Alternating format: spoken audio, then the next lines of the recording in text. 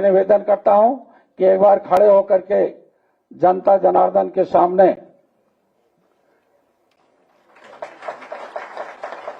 और एक और बहुत खूबी रही है, ये दौड़ की रफ्तार में, केवल पहलवानी की दौड़ की रफ्तार में नहीं, राजनैतिक और सामाजिक चेतना के भी अग्रणी रहे हैं और साथ ही साथ बाबा रामदेव के साथ भी इन्होंने बड़ी तेज रफ्तार से दौड़ लगाई है और अपना एक निशाना इतना अच्छा बनाया है और आज समाजवादी पार्टी के साथ मिलकर के पूरी तरह से 2027 में इस प्रदेश की झूठी और नफरत पैदा करने वाली सरकार को उखाड़ फेंकने के लिए सभी साथी संकल्पित हैं। अब माननीय राष्ट्रीय अध्यक्ष जी प्रेस के सामने अपनी बात रखेंगे। वीडियो बाद में चलो हम बोल दे रहे हैं। मैं अपने एक मिनट बोलेंगे बस। हाँ। किनका शॉल लाओ। मैं आपका विशेष धन्यवाद देता हूं। 2 शॉल लाना, बताने वाले के लिए और एक जन्मदिन जिनका है उनके लिए। अच्छा, बहुत धन्यवाद। ये बताया क्यों नहीं आपने?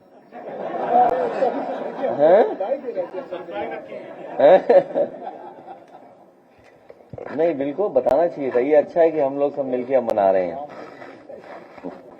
मैं अपने प्रेस के साथियों का धन्यवाद देता हूं कि आज फिर हम आप लोग मिल रहे हैं।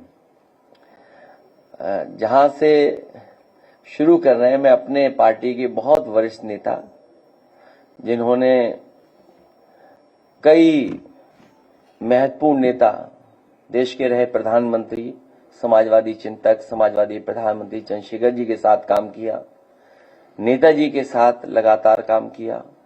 एक बहुत लंबा उनका राजनीतिक रास्ता और संघर्ष का रास्ता रहा। ऐसे समाजवादी नेता जो हमारे साथ लगातार समाजवादी सिद्धांतों को, समाजवादी विचारधारा को और जो विरासत में हमें समाजवादी आंदोलन मिला है, डॉक्टर राम मनोहर लोहिया, जयप्रकाश जी और बाबा साहब भीमराव अम्बेडकर जी के संविधान को आगे बढ़ाने के लिए, और मंत्री तो रहे, कई बार सदन में गए, नेता प्रतिपक्ष रहे और आज भी, हालांकि पुराने इतिहास में हम लोग नहीं जाना चाहते हैं, लेकिन इधर के हाल में जो मुख्यमंत्री हैं उनके सामने अगर कोई धुआंधार या जबरदस्त और निडर लीडर ओपोजिशन कोई रहा हो जो जवाब देता था, वो हमारे पार्टी के नेता आदरणीय राम गोविंद चौधरी जी। आज उनका जन्मदिन है। आज जन्मदिन के दिन मैं बहुत शुभकामनाएं देता हूं अपनी तरफ से, पार्टी की तरफ से और जितने भी साथी हैं उनकी तरफ से। वो स्वस्थ रहें, आगे बढ़ें और हम लोगों को इसी तरीके से आशीर्वाद भी दें और राजनीति की ऊंचाइयों तक भी आदरणीय राम गोविंद चौधरी जी पहुंचे। ऐसी हमारी इनके साथ सभी की शुभकामनाएं। जय श्री। और दूसरा, मैं जब तक इनको प्रधानमंत्री नहीं बना लूंगा तब तक मरूंगा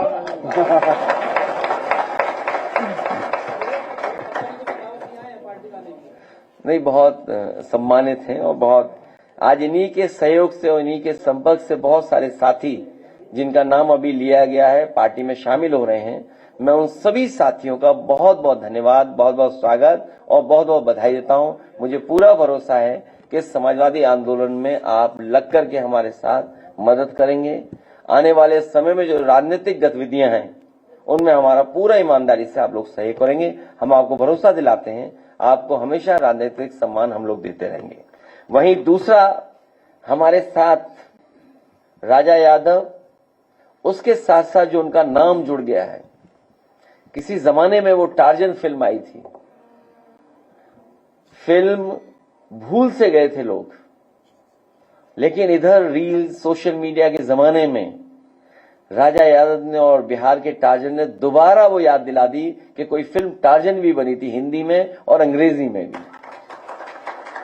और जो रफ्तार है उनकी, जो रफ्तार है, जिस तरीके से वो एक्सरसाइज करते हैं, जो रफ्तार उनकी है, उसको देख करके, उससे भी इंस्पायर होकर के बहुत सारे आजकल सोशल मीडिया पे इन्हीं की तरह, टार्जन की तरह लगातार रील्स डाल रहे हैं लोग।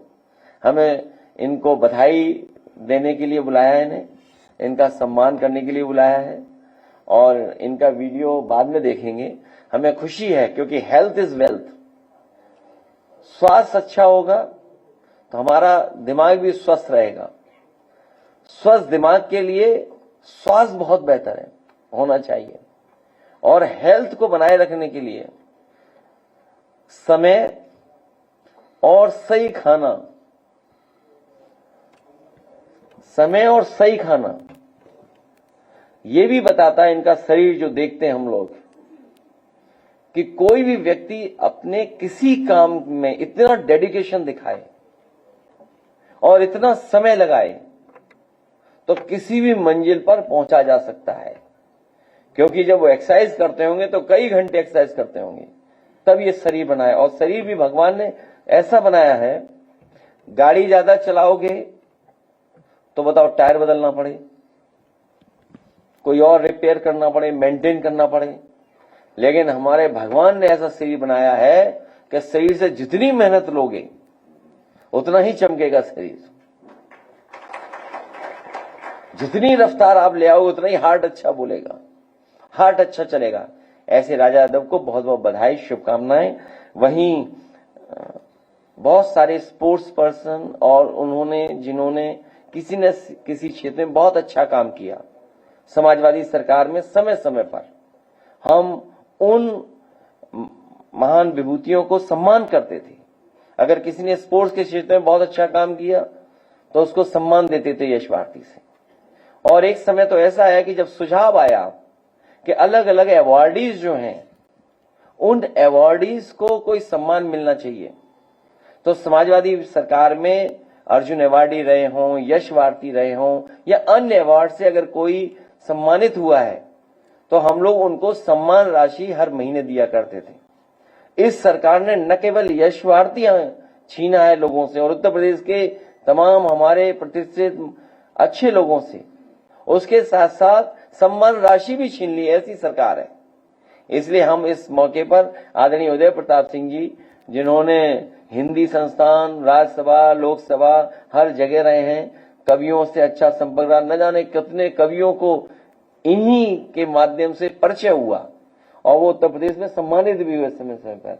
मैं चाहूंगा कि हमारा अपनी बात मैं यही खत्म करता हूं, बस इतना कहता हुआ कि स्पोर्ट्स में या किसी भी फील्ड में जो लोग होंगे जिनको समाजवादी सरकार में सम्मान मिलता था, सम्मानित करते थे, चाहे वो रानी लक्ष्मीबाई अवार्ड रहा हो और चाहे यश भारती, और यश भारती के बाद जो सम्मान मिलता था, चाहे वो अर्जुन अवार्डी रहे हों या देश के अन्य अवार्ड उन्हें मिलते थे, समाजवादी सरकार बनने पर पुनः उसी तरीके से उत्तर प्रदेश और उत्तर प्रदेश के जो टैलेंट है, जो बाहर भी अगर है, उनको भी सम्मान देने का काम समाजवादी सरकार में होगा।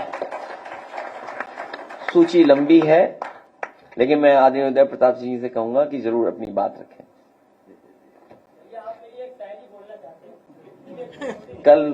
कल भी एक शायर था आया था। जब आएगी कोई मुसीबत तो अल्लाह के आगे सर झुके होंगे, अगर अल्लाह ने चाह लिया तो आप 2029 के प्रधानमंत्री होंगे। ये रील की तरह मत अपना डायलॉग मार, ये आप नहीं बुलाया करेंगे अंदर। ये क्या है?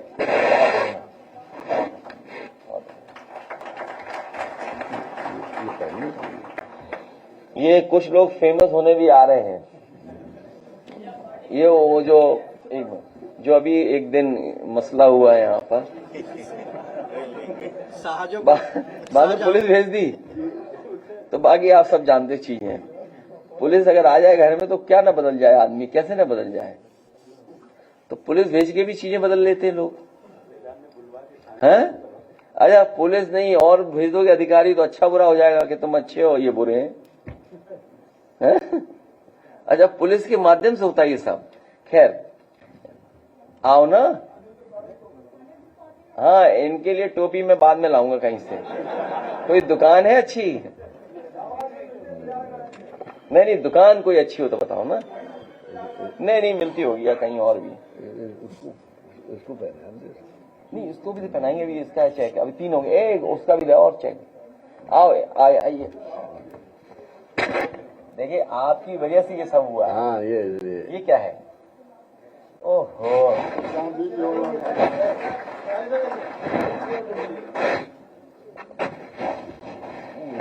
ये होता है, ये आपने याद दिलाया, इस वजह से ये सब हो रहा है। ए वो एक और शो आओ राजा।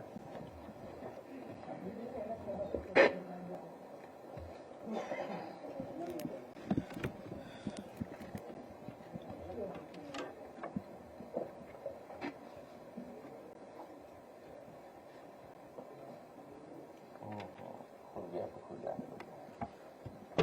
हो जाते हैं।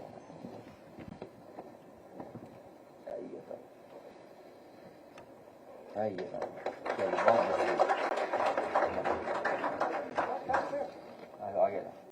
आगे हो।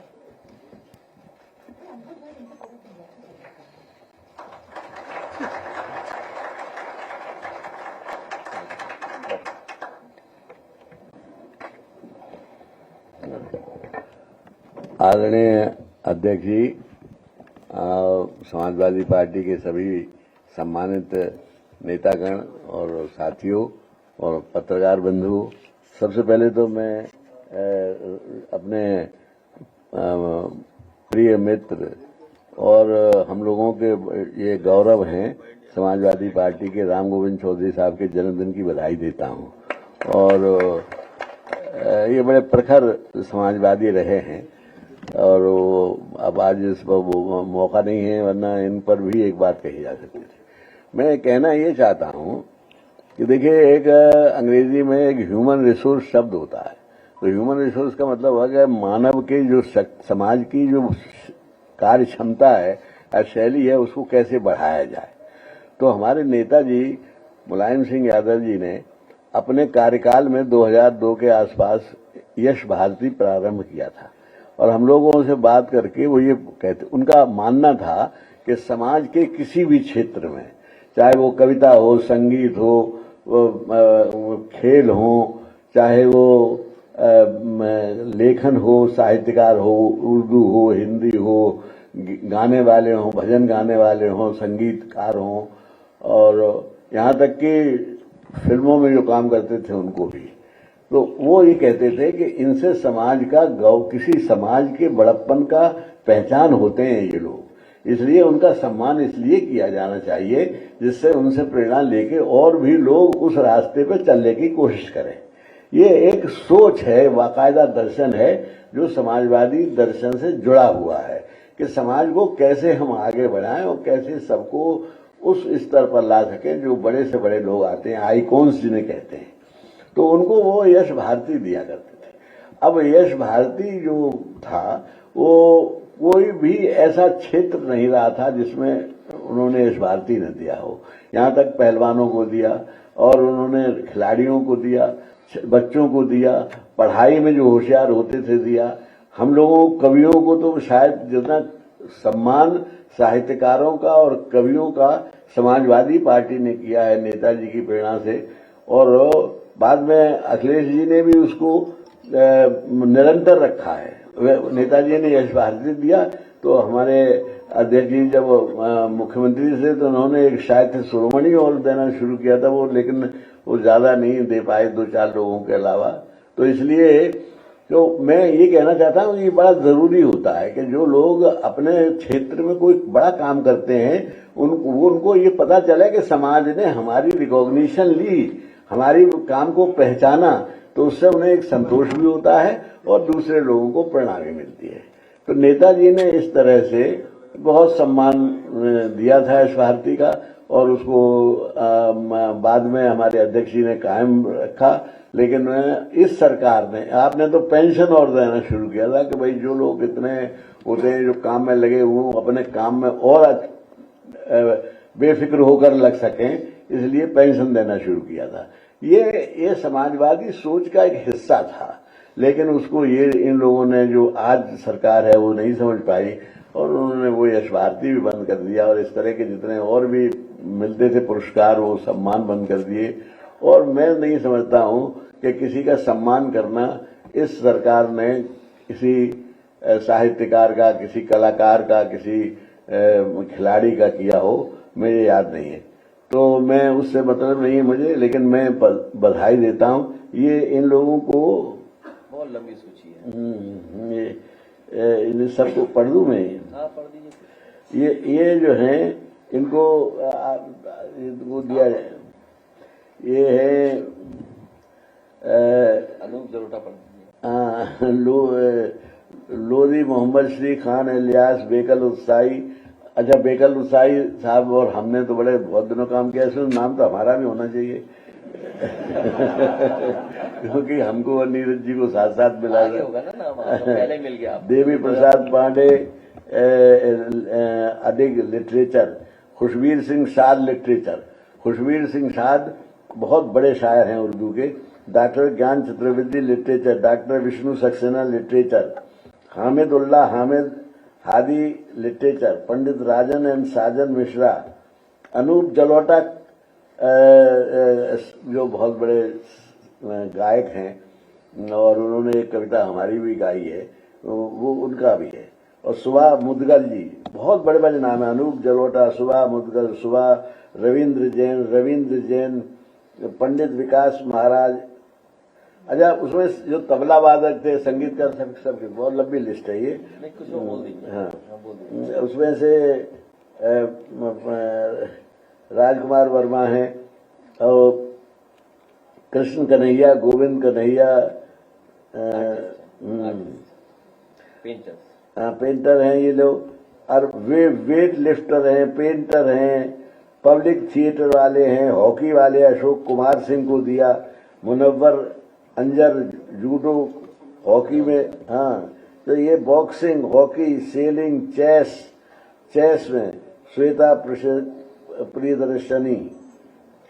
और स्पोर्ट्स इनको ये दिए हैं Sudhir Mishra film director, Vishal Bhardwaj film director, Anurag Kashyap film director, Ashok Chakradhar तो सभी जानते हैं लिटरेचर, और अनन्या सिन्हा, अपर्णा कुमार, ब्रिगेडियर टी प्रभाकर, स्तवी अस्थाना, राजू श्रीवास्तव हास्य व्यंगकार को नहीं रहे, हेमंत शर्मा, और अनवर जलालपुरी ने गीता का उर्दू में गीता का ट्रांसलेशन किया था और आपने उसका उद्घाटन किया था।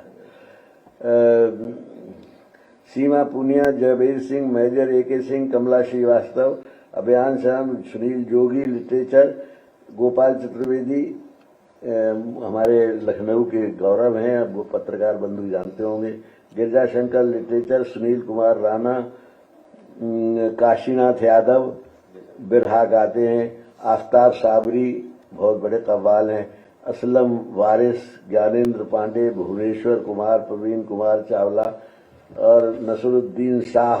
बताइए, इतना बड़ा नाम है। नसरुद्दीन शाह, सौरभ शुक्ला, सुमन चक्रवर्ती, बशीर बद्र साहब का भी है नाम। बशीर बद्र बहुत बड़े शायर हैं उर्दू के, मैं समझता हूँ सबसे बड़े शायरों में उनका नाम आता है।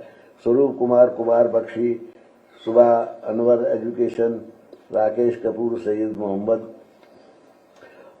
योगेश मिश्रा, कुमार रहमान, मनोज बेगम, हबीबुल्ला, पंडित विश्वनाथ, डॉक्टर रतीश अग्रवाल, राज किशन मिश्रा, राजेंद्र सिंह, महेंद्र कुमार, महेश्वर तिवारी, अनिल चेप, बहुत बड़े बड़े नाम हैं। सर्वेश अस्थाना, उमा, इनको तो सभी जानते होंगे लखनऊ वाले, उमा, दीपक राणा, रवि कपूर, दीपक और राम रतन, डॉक्टर शिवानी, अशोक निगम, अर्जुन वाजपेयी, विजय शेखर गार्गी और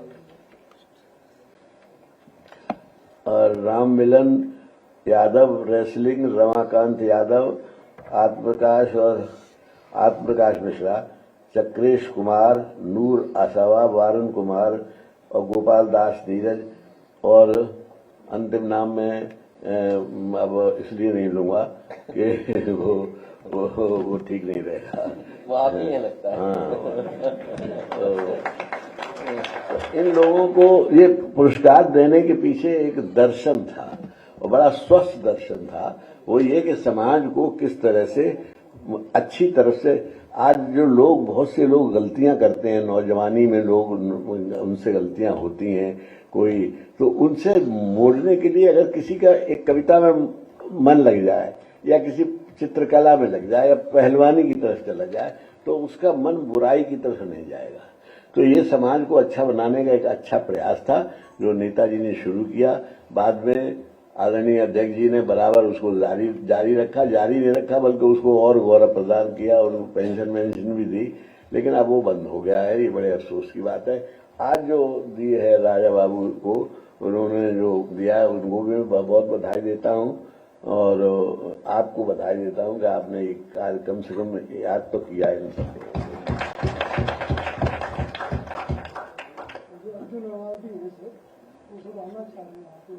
एक दिन बुलाएंगे सब लोग अवार्डीज। हाँ, अवार्डीज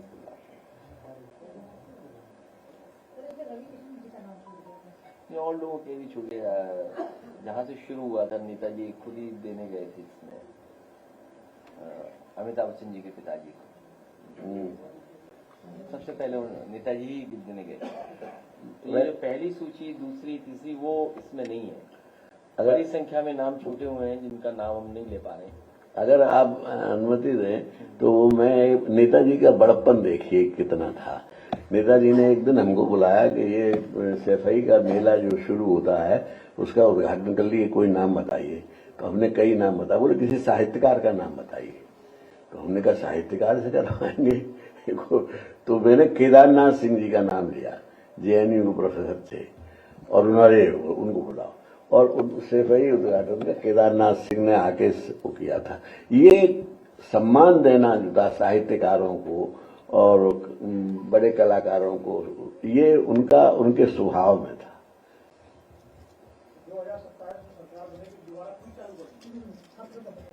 इसीलिए आप लोगों को बुलाया है। आप लोग इसमें सहयोग करें हमारा। इसमें थे पत्रकार, नाम पढ़ लिया, आप मुस्कुरा गए थे, मैं देख रहा था। पत्रकार थे, बहुत थे इसमें काफी लोग। हाँ, पत्रकार थे इसमें काफी लोग। कितने?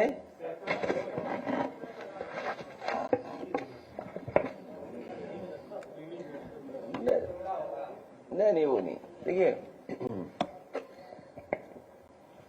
37 करोड़ और उनका कुल आंकड़ा जो सरकार बता रही है, जो समय समय पे सरकार जानकारी देती है, वो लगभग 200 करोड़ का है कि 200 करोड़ पेड़ उत्तर प्रदेश में लग चुके हैं। आपको याद होगा सदन में भी ये बात हम लोग पूछते थे कि पेड़ लगाने के लिए जगह कहाँ है, और मैं आंकड़ा उनको देता था इटावा का, जिसमें एक साथ 1,24,000 या 34,000 पेड़ लगाए गए थे। वो लगभग 1,000 एकड़ जमीन थी। तो अगर 1,000 एकड़ जमीन में 1,30,000 के लगभग पेड़ लगते हैं, तो 200 करोड़ पेड़ों के लिए जमीन कहां इन्होंने चिन्हित की होगी।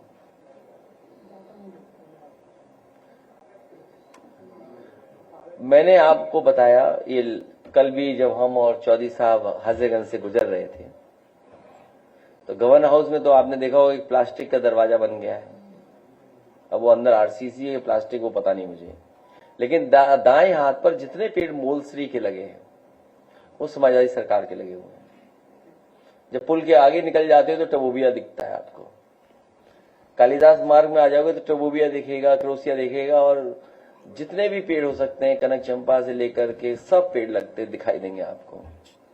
लोहिया पथ पे क्रोसिया दिखाई देगा आपको, क्रोसिया। और फिर जब फ्लाईओवर से नीचे उतरते हैं वेव की तरफ, वो टबोबिया दिखता है। फरवरी मार्च में आप देखेंगे पर्पल फ्लावरिंग होगी उसमें। और जहां पर ये जो चौराया बड़ा बना है, क्या नाम है इसका, 1090 के लेफ्ट साइड में आगे वाला समता मूलक, तो उसमें देखेंगे आप गुलमोहर का कुछ एक ग्रुप बनाया गया है जो आपको सबसे ज्यादा गर्मी में फ्लावरिंग दिखाई देती है। फिर जो प्रतिमाएं लगी हैं उसके पीछे वो ट्रीज हैं जो रेनी सीजन में फ्लावर करेंगे, व्हाइट रंग का फूल आएगा उस पे। उसको कॉर्क ट्री भी बोलते हैं क्योंकि वो पहले जो दवाइयों के ऊपर जो ढक्कन बनते थे उसी पेड़ की लकड़ी से बनते थे। तो अब इतनी हो सकता है इस सरकार लगा रही हो पेड़ लगा रही है सरकार।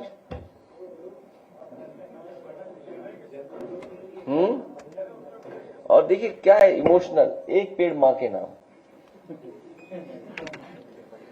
अब हम और चौधरी साहब ने नारा नहीं बनाया कि हम और चौधरी साहब साथ साथ लगाएंगे पेड़, साथ साथ लगाए, बताइए। और आज भी जो 2 देखेंगे आप पारिजात, हमारा तो सीधा चल रहा है एकदम, चौधरी साहब थोड़ा टेढ़ा चल रहा है। वो बगल में बरगद और फाइकस आ गया, इसकी वजह से उनका थोड़ा छांट देंगे तो ये भी सीधा जाएगा।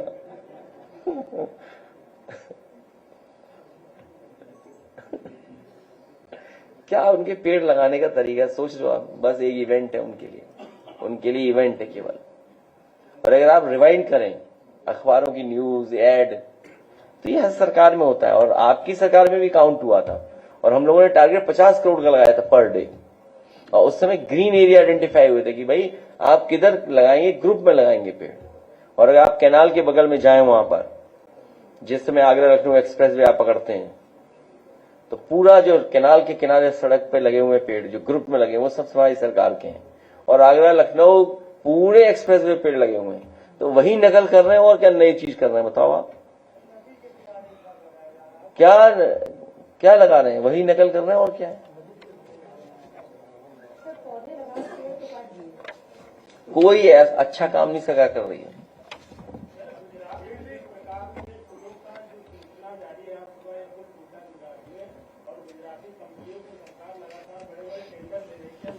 यही गुजरात मॉडल है, जितनी जल्दी जान जाओ उतना ही अच्छा। और वो बहुत बड़े हिस्सों को जोड़ता था, बहुत बड़े हिस्से को जोड़ता जो पुल गिर गया। और पुल ही नहीं गिरा, पुल वहां गिरा सो गिरा। मुखर्जी जी ने जो सड़क बनाई, आप सोचिए, एक सड़क गोरखपुर लिंक बनी 7,000 करोड़ की लगभग। लखनऊ में एक ग्रीन कॉरिडोर बन रहा है 7,000 करोड़ का लगभग। आगरा लखनऊ एक्सप्रेसवे को जोड़ने के लिए समाजवादी पूर्वांचल एक्सप्रेसवे को वो लगभग 4,000 करोड़ का बन रहा है। 7-7 14 प्लस 4 18,000 करोड़ रुपए का। और बताओ फतेहपुर में गांव की महिलाओं ने मिलकर के बांस का लकड़ी का पुल बनवाया, उसको प्रशासन ने तोड़वा दिया। कहां 18,000 करोड़ रुपए खर्च कर रहे हो? आपकी प्रायोरिटी क्या है? आप प्राथमिकता किसको दे रहे हैं? जो रूरल इंफ्रास्ट्रक्चर है उसको नहीं अच्छा करना चाहते। गांव गरीब जो अभी भी नहीं जुड़े हुए हैं, घूम घूम के जाना पड़ता है। अक्सर देखने को सुनने को मिलता है कि ये पुल यहां नहीं है, इसकी वजह से ऐसे जाना पड़ रहा है बच्चों को। और अब तो स्कूल भी नहीं पढ़ने जा पाओगे आप। बच्चे स्कूल गए, वहां स्कूल बंद मिला, बताइए आप। एक कंपोजिट स्कूल के नाम पर बंद मिला। दुनिया में किसको विश्वगुरु बोलोगे आप? इसी देश को विश्वगुरु बोलोगे कि बच्चे पढ़ने गए हो स्कूल और स्कूल में ताला लगा मिला उन्हें। इससे बड़ा देश का दुर्भाग्य कोई नहीं हो सकता। सोचिए आप, दुर्भाग्य क्या है कि बच्चे स्कूल जा रहे हैं पढ़ने। कितना मुश्किल से बच्चों को भेजा जाता है। आप सब जानते हो, सबके बच्चे हैं। शुरू में अगर स्कूल भेजना हो तो कितनी परेशानी उठानी पड़ती है, कितनी मुश्किल से स्कूल भेजा जाता है बच्चों को। और यहां अपने आप जा रहे हैं बच्चे स्कूल पढ़ने, वहां ताला मिला लगा हुआ। और कई जगह तो वादा किया, ये अयोध्या का ही है, बताइए, कंपोजिट विद्यालय, जहां पर सरकार ने खुद कहा कि हम बनाएंगे, और 5 किलोमीटर ऊपर चल के आना पड़ेगा तब स्कूल मिलेगा।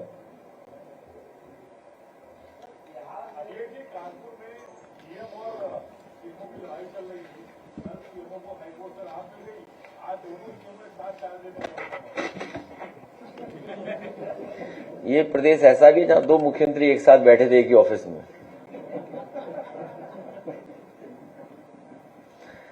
इस सरकार में हर एक में झगड़ा शुरू हो गया है और झगड़ा बंटवारे का शुरू हो गया है। किसी जिले में आप पता कर लें, उठा लें, जानकारी कर लें, झगड़े शुरू हो चुके हैं। सरकार के मंत्री ने नंदगोपाल को लेकर लिख रहे हैं कि अधिकारी काम नहीं करने जा रहे हैं, हम स्मार्टफोन बांटना चाह रहे हैं, अधिकारी टैबलेट बांटना चाह रहे हैं, योजनाओं को लटका कर रखा जाता है, 3,000 करोड़ रुपए वापस चला। केवल एक विभाग में नहीं, मंत्री और अधिकारियों में कई विभागों में सूचनाएं मिल रही हैं और इधर जब समय कम बचा है तो ज्यादा सुनने को मिल रहा है। ये 9 साल पहले क्यों नहीं टैबलेट और लैपटॉप बांटा गया था? आज ही क्यों बांट रहे हैं आप? आज ही क्यों याद आया? इसी तरह सुनने में आया कि कोई एक विभाग है सूचना आयुक्तों का, उसमें भी झगड़ा हो गया अधिकारियों के बीच में। अधिकारी झगड़ा कर रहे हैं, एक दूसरे की शिकायत लिख रहे हैं, चिट्ठी लिख रहे हैं एक दूसरे के खिलाफ। राइट टू इंफॉर्मेशन एक्ट जहां लागू होता है वहां पर अधिकारी के खिलाफ चिट्ठी लिख रहा है, मंत्री अधिकारियों के खिलाफ लिख रहे हैं। एक विभाग में ट्रांसफर होना था, उसका डायरेक्टर ही भाग गया। डिप्टी सीएम चिट्ठी लिखे बताओ मुख्यमंत्री को, डीसीएम लिखे ओसीएम को चिट्ठी। वो एफसीएम के चक्कर में, फ्यूचर चीफ मिनिस्टर जो एफसीएम है, उन्होंने ओसीएम को चिट्ठी लिखी।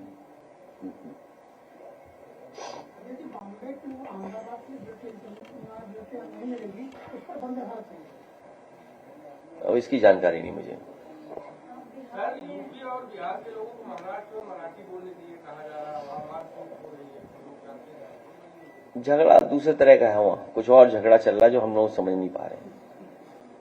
स्कूल बंद होने के बाद टीचर जो है वो भाषा पे हम लोग बोल चुके हैं, भारतीय भाषाओं को बढ़ावा दें, और जिनको भाषा बढ़ाना है यूपी में 1,000 करोड़ इन्वेस्ट करें। भाई हम लोग भी मराठी सीखें, 1,000 करोड़ लगाओ यार, हम सब लोग सीखेंगे थोड़ी थोड़ी मराठी, इसमें क्या दिक्कत है? भाई यूपी में लाइए ना पैसा, किसने मना किया? और नहीं मानते अयोध्या में लगाइए, प्रभु श्री राम जी की धरती पर, वहीं पर लग जाए 1,000 करोड़ का, हर भाषा का बन जाए एक सेंटर। राहुल जी आज बिहार में प्रोटेस्ट कर रहे हैं इलेक्शन कमीशन के खिलाफ और कई दूसरे एजेंडे के साथ। इलेक्शन कमीशन को लेकर के हर एक को शिकायत है। वो मैंने कल रोका था एक व्यक्ति को, है वो नहीं है? अरे कहाँ है भाई? अरे तुम्हें तो बुलाया था भाई, दिमाग से। बहुत धन्यवाद आपका जो आपने इस सवाल पूछा। आइए आगे आओ। ये देखिए आप, इनसे कहूंगा एक बार थोड़ा सा बोल दें। ये वो साथी हैं जिनको हम लोगों ने चुनाव के समय पर, आइए देखिए आप, यहीं आ जाओ, यहीं आ जाओ, कोई दिक्कत नहीं, बाद में देना, ठीक है? अब ये कागज समझ लीजिए, इतने कागज, इनको दिखाओ कागज एक एक करके। अभी नहीं बोला, पेपर ऐसे ही दिखाते रहो, इनका करस्पॉन्डेंस का दिखाओ। ये भी है, मैं अभी नहीं बोलो, नहीं दिखाते रहो बस। ये करस्पॉन्डेंस किया है, इनके परिवार का बोर्ड डिलीट कर दिया, इतना मैं रजिस्ट्रेशन, और बीएलओ ने जानबूझ करके इनका बोर्ड डिलीट कर दिया, इनके परिवार के लोगों का। इन्हें लड़ना पड़ा, और कितने साल की लड़ाई लड़नी पड़ी इन्हें? 1 साल 6 दिन है? 1 साल 6 दिन 1 साल 6 दिन। सोचिए आप, तब एफआईआर दर्ज हो पाई है बीएलओ पे। बताइए ये सब वहां, बताओ माइक से बताओ, जाओ कागज भी दिखाओ माइक से वहां। ये हालत है, सोचिए। और हम लोगों ने 18,000 वोटों की वो दी थी सूची, वो आपका ये कागज है। 18,000 वोट वो जो डिलीट कर दिए गए थे 22 में, 19 में वोट डाला था जिन्होंने। तो इलेक्शन कमीशन, आप बताओ, यूपी के चुनाव में, अयोध्या का चुनाव, सभी प्रिसाइडिंग ऑफिसर्स को टारगेट दिया गया था कि एक्स्ट्रा वोट कितना डालना है। एक बुजुर्ग 5 वोट डाल के आए थे, कितना वोट डाल के आए? 6 वोट डाल के आए थे। बाद में उन्हें समझाया गया, जैसे वो पुलिस भेज के समझाया जाता है, तो वो भी कुछ और बात बता रहे थे। अच्छा, आपने मिल्कीपुर का चुनाव देखा, प्रिसाइडिंग ऑफिसर पे टारगेट था, और शिक्षा विभाग का जो सबसे ज्यादा बदनाम अधिकारी था वो ही पोस्टिंग कर रहा था वहां पे। सबसे बदनाम, जिसके ऊपर एफआईआर है, वही व्यक्ति पोस्टिंग कर रहा था। सोचिए कि कौन सा प्रिसाइडिंग ऑफिसर कहां बनेगा। एक आपने चुनाव मुरादाबाद का देखा होगा, पूरा चुनाव लूट लिया। बताइए आप, बीजेपी 1 लाख कितने वोट से जीती? कुंदरकी का 1 लाख से ऊपर वोट से जीती। वहां वोटर इस बार 1 लाख से हराएगा। उन्हें वोट डालने का मौका मिल जाए तो 1 लाख से हार के आएंगे। मीरापुर का किसने नहीं देखा? पुलिस वोट डालने गई, कुंदरकी में पुलिस ने वोट डाला प्राइवेट ड्रेस में। और इसीलिए इलेक्शन कमीशन क्या कह रहा है कि हम 45 डेज के बाद रख नहीं सकते डेटा। वो इसलिए क्योंकि बाद में चोरी पकड़ी जाएगी। जब एक वोट, इन्हें अपने परिवार का वोट बनवाने के लिए कितना लड़ना पड़ा। सोचिए, जो वोट निकाल दिया था इनके परिवार के लोगों का। बता दो, 1 मिनट फिर खत्म करें। मैं राकेश यादव, सिद्धार्थ नगर। मैं समाजवादी पार्टी में सक्रिय सदस्य हूं भी और पिछड़ा प्रकोष्ठ जिला उपाध्यक्ष भी हूं। मेरी पत्नी गांव पे ही पढ़ाती है, वो डेली स्कूल पे रहती हैं, उनका भी नाम काट दिया गया। पिताजी हमारे गांव पे ही रहते हैं, उनका भी नाम काट दिया गया। हमारे पास 30 बीघा खेत है, सारी बाग बगीचा गांव पे है, मेरा भी नाम, मेरे 3 परिवार के नाम थे, तीनों काट दिया गया। उसके बाद मैं जन सूचना मांगा कि मेरा किन कारणों से नाम काटा गया, तो जन सूचना में बीएलओ ने लिख के दिया कि आधार कार्ड न देने के कारण नाम काट दिया हूं, वो भी मेरे पास है। ये जन सूचना का ये वो है बीएलओ द्वारा जो दिया गया, इसमें लिखा गया है कि आधार कार्ड न देने के कारण नाम काटा हूं, जिन जिन व्यक्तियों का काटा गया वो नीचे दिया है। इसमें दिया है शेषनाथ, स्वामीनाथ शिफ्टेड, नादिमा खातून साफिया शिफ्टेड, धनदेई मृतक, बेचन करमचंद गांधी, हरि प्रताप, ऐसे ऐसे लोग, बहुत लोगों का नाम कटा है। लेकिन मैं टारगेट अपने ही परिवार से बनाया, चूंकि मान लीजिए अगला न स्टैंड करे तो हम बैक हो जाएंगे, तो इसलिए हम अपने को ही स्टैंड करके जो है लड़ा।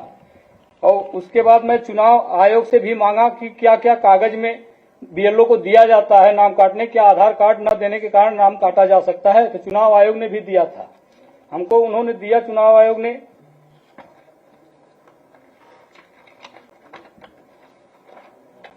चुनाव आयोग ये सब फॉर्म भरने के लिए सब प्रक्रिया दिया। उसके बाद यहाँ दिया है कि मद 5 आधार के ब्यौरे प्रविष्टियों के अधिप्रमाणन के प्रयोजन के लिए आधार संख्या प्रस्तुत की जानी चाहिए। यदि आवेदक के पास आधार संख्या नहीं है तो मद 5 खा पर बॉक्स में उसका उल्लेख किया जाए, न कि काटा जाए। और फिर यहाँ दिया, कृपया ध्यान दें कि घोषणा भाग में कोई मिथ्या कथन करना लोक प्रतिनिधित्व अधिनियम 1950 की धारा 31 के अधीन कारावास से जिसकी अवधि 1 वर्ष तक हो सकेगी या जुर्माने से या दोनों से दंडनीय अपराध होगा। तो ये सब देने के बाद मैं भैया उसके बाद डीएम साहब को एप्लीकेशन लिखा, भारत मुख्य निर्वाचन को लिखा, तो भी नहीं कुछ सुनवाई हुआ। तो उसके बाद मैं आया, माननीय राष्ट्रीय अध्यक्ष जी का एक वीडियो मैंने देखा कि पिछला वोटर लिस्ट में जिसका नाम हो और इस वोटर लिस्ट में नाम कटा हो, वो दोनों वोटर लिस्ट लेकर के आए, उसके खिलाफ मुकदमा कायम करवाया जाएगा। तो हमको और ऊर्जा मिली, मैं वहां से और बढ़ा। उसके बाद जब डीएम साहब को लिखा नहीं हुआ तो पार्टी कार्यालय आया। पार्टी कार्यालय आया तो प्रदेश अध्यक्ष जी से मिला। प्रदेश अध्यक्ष जी ने हमको राधेश्याम भैया के पास भेजे, रामवृक्ष भैया के पास भेजे। उसके बाद वहां गया, सारी बात बताया, कागज दिया, चला गया। यहाँ से फिर लेटर टाइप हुआ, वो लेटर भी यहाँ है जो यहाँ से टाइप हुआ था।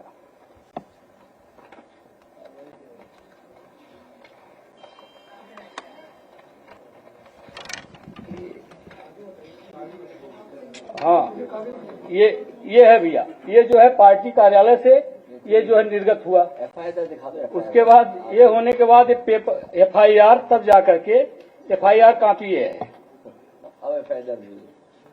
एफआईआर ये दर्ज हुई जब चुनाव आयोग डीएम साहब को 2 बार रिमांडेड भेजा, तीसरी बार फिर जब टाइट किया है तब डीएम साहब ने वहां बुला करके अधिकारियों को, तब जाकर के मुकदमा कायम करवाए। एफआईआर की कॉपी है और पेपर में भी निकला, ये पेपर की कॉपी है, ये सब पेपर की कॉपी है भैया। नाम ऑनलाइन कर दिया, अभी सूची लिस्ट में नहीं आई है। चलो वो तो ठीक है, धन्यवाद। ठीक, धन्यवाद। नहीं तो एक तो ये है, मतलब एक वोट, हम लोग कितने वोट से हार गए? 1.5 लाख वोट ज्यादा मिला हो तो हम चुनाव जीत गए होते, सरकार समाजवादियों की होती।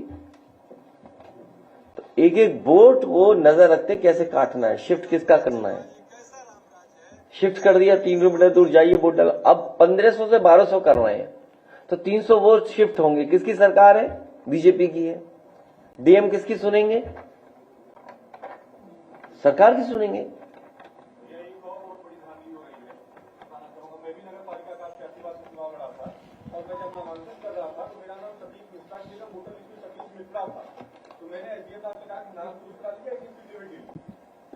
कोई दिक्कत नहीं, नाम की टेक्निकल एरर है, टाइपिंग मिस्टेक है, एकदम निश्चित है। लेकिन जब चुनाव वाले दिन मैंने देखा तो तमाम हिंदुओं के, मुस्लिमों के, सभी के नाम गड़बड़ होते हैं वोटर लिस्ट में। लेकिन हिंदू तो बसपा को दे रहा, सपा को दे रहा, भाजपा कोई नहीं जानता। लेकिन आपका जो बेस वोटर है यादव और मुस्लिम, जहाँ जहाँ उनकी बाहुल्यता है, इतना स्टिकनेस लगा देते हैं, अगर नाम में अली नवाज लिखा तो आप वोट नहीं दे सकते, सन्नो बानो की जगह सन्नो। ये सब जानते हैं, जितने बैठे लोग हैं ये सब जानते हैं। वार्ड है वहाँ 350 मुस्लिम वर्गों को रोके थे, और मैं कह रहा हूँ नगर पालिका में 50 मुस्लिम वार्ड ऐसे हैं जो मुस्लिम बाहुल है, अगर 300 वोट भी रोके तो 15,000 वोट खराब किए और मैं 3,000 वोट से चुनाव आ गया। तो इस पर भी ध्यान देने की जरूरत है कि हमारा यादव मुस्लिम हो तो हमारा पार्टी का। अरे 22 का तो बेईमानी से सरकार बन गई, तभी तो दिल नहीं लग रहा इन लोग काम करने का। ये जो 22 की जो सरकार आपकी नहीं बनी, भाई 22 की सरकार नहीं बनी आपकी। 22 की सरकार जब नहीं बनी तो अरे रुक जा बेटा, बाद में जानकारी देना, लिख के दे देना जानकारी, ठीक है। तो इसीलिए हम अपने कार्यकर्ताओं को, संगठन के लोगों को और आपके माध्यम से समय समय पे लोग जागरूक करते हैं। आप में से भी कई लोगों ने बहुत अच्छा काम किया, कई साथियों ने जो एक चैनल ने पहुंचा और गांव में बीएलओ कैसे काम कर रहा है पूरी जानकारी दी है। तो कई स्तर पे हम लोग लड़ना पड़ता है। ये बीजेपी है, ये हर तरह की बेईमानी करेगी, उससे हमें कार्यकर्ताओं को सबको बहुत सावधान रहना पड़ेगा। इसलिए 27 में इनका जाना तय, इनको बाहर निकालना 27 को।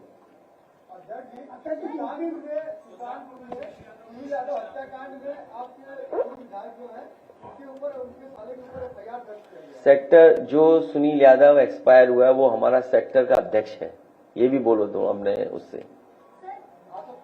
नहीं, वो तो एफआईआर दर्ज होगी, कार्रवाई न्याय मिले परिवार को, जो भी है घटना में निष्पक्ष जांच हो।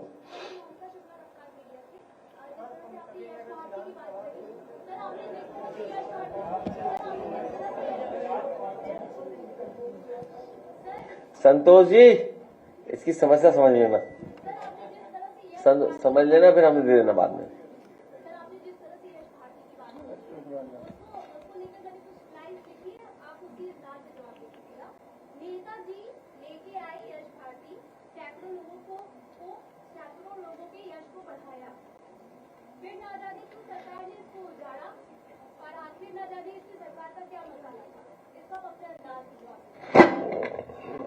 ये हमारे पास एक खुद नहीं करना, मैं कह दूं, आप फिर कह रहे हैं ये गड़बड़ इसीलिए हो रहा है, जिसका जो काम है वो काम नहीं कर रहा।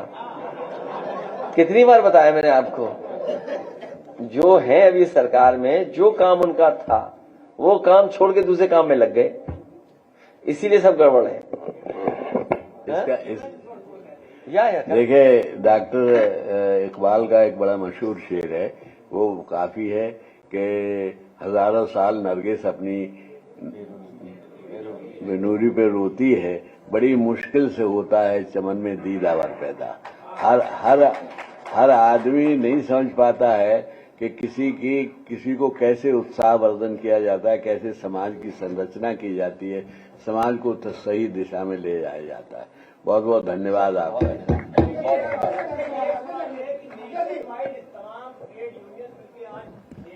उनको बहुत बधाई।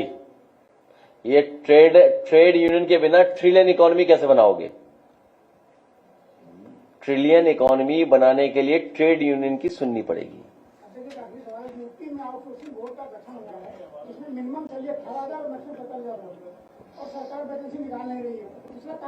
ये सब अपनी, देखिए ये सब मैनिपुलेशन है। हाँ जी,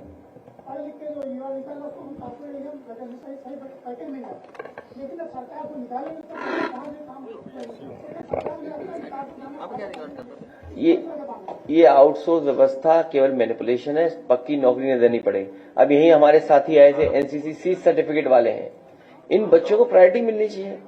अब सरकार डिलीवरी बॉय बनने दे रही है, बताइए कितनी बड़ी संख्या में नौजवानों को डिलीवरी बॉय बना डाला है सरकार ने।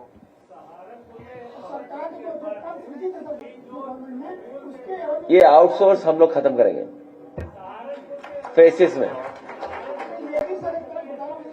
घोटाला नहीं, अपनी कंपनी के असली घोटाला ये कि अपनी कंपनी के माध्यम से सब नौकरी देते हैं। असली घोटाला है कि आउटसोर्स करने वाली कंपनी कौन सी है। मान लिया आजमगढ़ में गए हम लोग, आउटसोर्स पे नौकरी है मेडिकल उनके स्टाफ की, कंपनी बदल गई तो उन बच्चों का क्या दोष है उसमें जो काम कर रहे थे पहले से? अब आउटसोर्स वाले अपने हिसाब से लोगों को नौकरी दे रहे हैं। ये इश्यू को कौन रिजॉल्व करेगा? अखिलेश जी 2017 के बाद से खबर छपी अखबारों में परिषदीय स्कूल के बच्चों को पकौड़ा और पंचर बनाने की